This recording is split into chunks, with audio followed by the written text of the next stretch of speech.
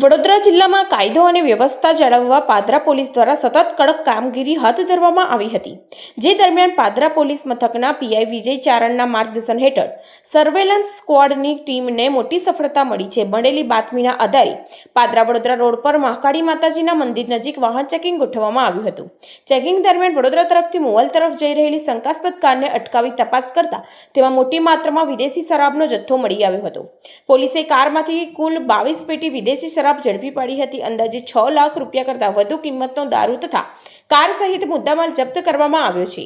આ મામલે મુવાલ ગામના યતીન ચૌહાણની ધરપકડ કરવામાં આવી છે. પ્રાથમિક તપાસમાં શરાબનો જથ્થો ગેરકાયદેસર રીતે લઈ જવાઈ રહ્યો હોવાની માહિતી મળી છે.